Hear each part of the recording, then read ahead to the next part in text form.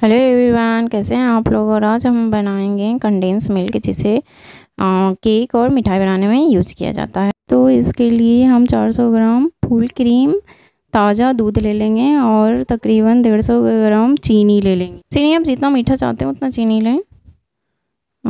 और खाने वाला सोडा ले लेंगे, ये तकरीबन आधा चम्मच हम इसमें यूज करेंगे। तो चलिए चलते हैं, पहले दूध को गैस पे चढ़ाते हैं और अभी गैस का फ्लेम मीडियम ही रखेंगे और इसमें एक उबाल आने देंगे। देखिए उबाल आने लगा है और ये अच्छे से जब उबाल आ जाएगा तब हम इसमें डाल देंगे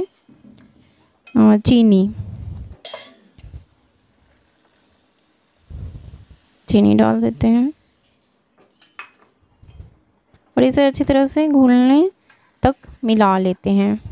मिलाते हुए घोल लेंगे।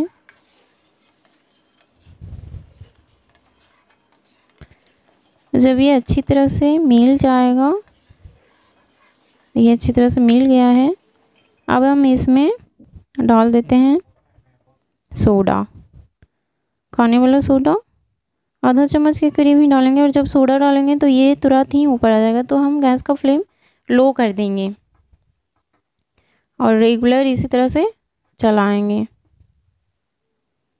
क्योंकि अगर हम नहीं चलाएंगे तो ये बाहर फेंक सकता है, दूध हमारा बाहर गिरेगा। इसलिए हम इसे रेगुलर चलाते रहेंगे।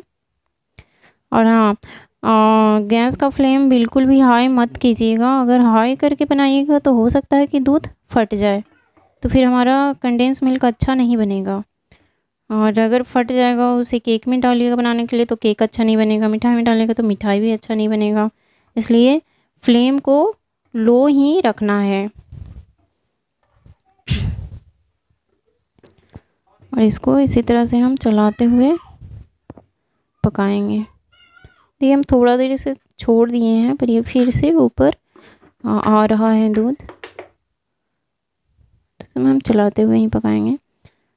चलाते चलाते नीचे ये बैठ जाएगा और 1 मिनट के लिए हम छोड़ सकते हैं। जब बैठेगा तो रेस्ट ले सकते हैं और फिर ऊपर आने लगेगा, तो इसे हम रेगुलर चलाते रहेंगे।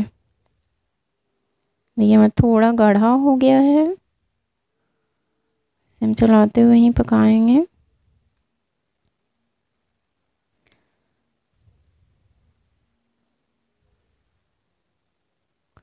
हम इसे चेक कर लेते हैं ये कैसा बना है।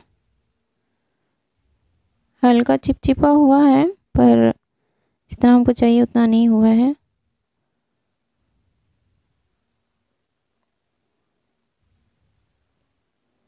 एक 2 मिनट के लिए और पका लेते हैं।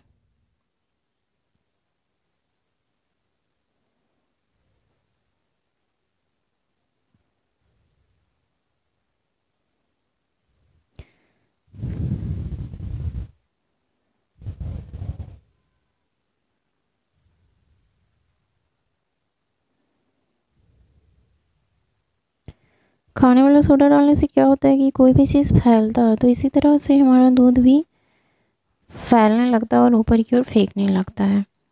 तो इसके लिए हम रेगुलर इसे चलाते हुए पकाएंगे और गैस का फ्लेम बिल्कुल ही लो रखेंगे। अब चलिए हम इसे चेक कर लेते हैं कि यह जैसा कंडेंस मिल्क हमें चाहिए वैसा हुआ है कि नहीं हुआ है। पकाते पकाते आप देखिएगा कि जितना दूध था उसका 1/3 अगर बच गया है दूध, तब समझिएगा कि ये हो चुका है। और इसे हम चेक कर लेते हैं। देखिए ये चिपचिपा हो चुका है और तकरीबन एक तार जैसा बन रहा है। बस दोनों उंगली में चिपकना चाहिए। ये चिपक रहा है हमारे दोनों उंगली में, यानी कि यह हो गया है। अब हम गैस के फ्लेम को कर देते हैं ऑफ। अब इतना बनाने में हमें तकरीबन 8 या 9 मिनट तो लग ही गए हैं और हमारा कंडेंस मिल्क अब तैयार हो गया है। ये देखिए इस तरह से ऐसा कंडेंस मिल्क।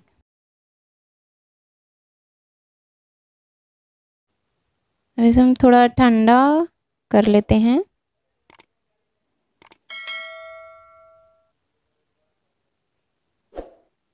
इसे आप केक बनाने में यूज़ कर सकते हैं। जैसे केक बनाने में हम अंडा का यूज़ करते हैं, तो उसकी जगह हम कंडेंस मिल्क का यूज़ करेंगे, जिससे वेजिटेरियन केक बनेगा।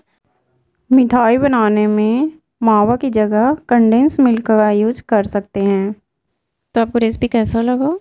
अच्छा लगा तो एक लाइक कर दीजिए, हमारे चैनल को सब्सक्राइब कर लीजिए और बेल आइकन को प्रेस कर दीजिए, ऑल बटन पर क्लिक कर दीजिए। धन्यवाद।